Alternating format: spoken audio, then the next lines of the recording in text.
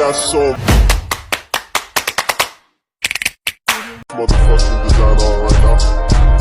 Bring it down, bring it down, bring it down. I got 3 old guys to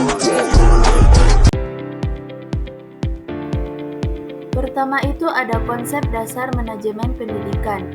Konsep dasar manajemen pendidikan merujuk pada prinsip-prinsip dan pendekatan yang digunakan dalam mengelola sistem pendidikan secara efektif.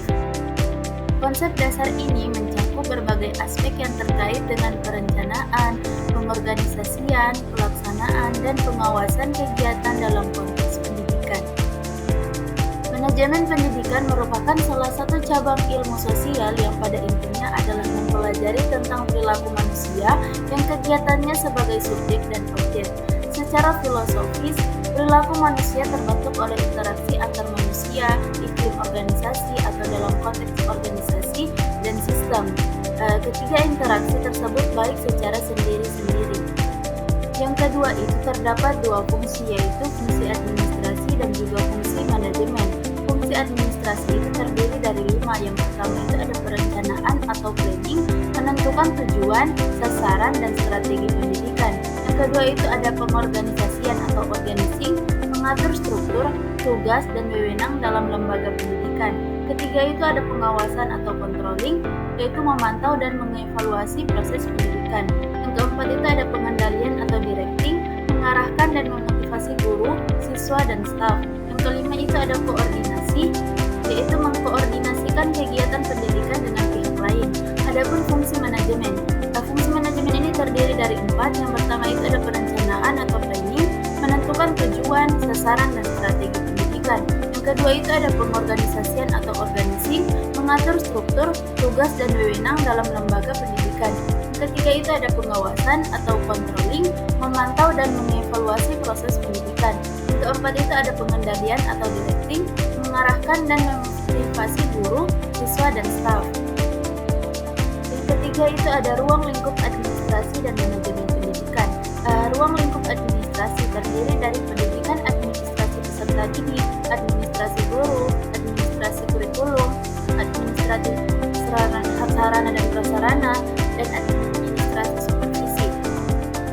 Adapun ruang lingkup manajemen pendidikan yaitu manajemen peserta didik, manajemen kurikulum, manajemen keuangan atau pembiayaan, manajemen sarana dan prasarana, manajemen humas, manajemen layanan khusus. Yang keempat itu ada struktur organisasi dalam suatu lembaga. Struktur organisasi menetapkan cara bagaimana tugas dan pekerjaan dibagi, dikelompokkan, dan dikoordinir secara formal. Pernyataan ini mengacu pada 6 unsur kunci yang terdiri dari elemen-elemen spesialisasi pekerjaan, departementalisasi, rantai komando, rentang kendali, sentralisasi, dan desentralisasi, serta formalisasi. Struktur organisasi dapat didefinisikan sebagai suatu sistem atau jaringan kerja terhadap tugas-tugas, sistem pelaporan, dan komunikasi yang menghubungkan secara bersama pekerjaan individual dengan kelompok. Kelima itu ada supervisi dan kepemimpinan pendidikan. Hubungan antara kepemimpinan dengan supervisi sangat erat sekali, bahkan dapat dikatakan bahwa tiada kepemimpinan tanpa supervisi. Supervisi berperan sangat menentukan dalam hal berhasil tidaknya suatu kepemimpinan. Seorang pemimpin yang sukses diantaranya adalah keahlian dirinya dalam mengevaluasi supervisi yang efektif. Tujuan evaluasi program Arik Kunto dan Jabar mengatakan bahwa tujuan diadakannya supervisi adalah untuk mengetahui pencapaian tujuan program dengan langkah mengetahui keterlaksanaan kegiatan program. Yang keenam itu terdiri dari kepala sekolah sebagai administrator. Dalam menjalankan tugas menjadi seorang administrator, tentu memiliki tugas dan tanggung jawab dalam menyelenggarakan administrasi. Antara lain itu terdiri dari secara statis bertanggung jawab menyelenggarakan administrasi kurikulum, kesiswaan, personel, keuangan, kelengkapan, dan administrasi hubungan masyarakat. Yang kedua itu secara dinamis bertanggung jawab atas tugas manajemen seperti perencanaan, pengorganisasian, pengarahan, pengordinasian, dan pengawasan. Yang ketiga itu hubungan masyarakat dengan menjalin baik dengan orang tua siswa, komite sekolah, pemerintah daerah, dan masyarakat luas. ada peranan guru dalam manajemen pendidikan. Yang pertama itu ada perencanaan pembelajaran. Merencanakan proses pembelajaran yang efektif dan efisien. Mengelola kelas menciptakan lingkungan belajar yang kondusif. Mengembangkan kurikulum, mengembangkan dan mengimplementasikan kurikulum yang relevan. Pengawasan dan evaluasi, mengawasi dan mengevaluasi proses pembelajaran. Pengembangan kemampuan siswa, mengembangkan kemampuan dan potensi siswa. Manajemen waktu, mengelola waktu efektif untuk proses pembelajaran.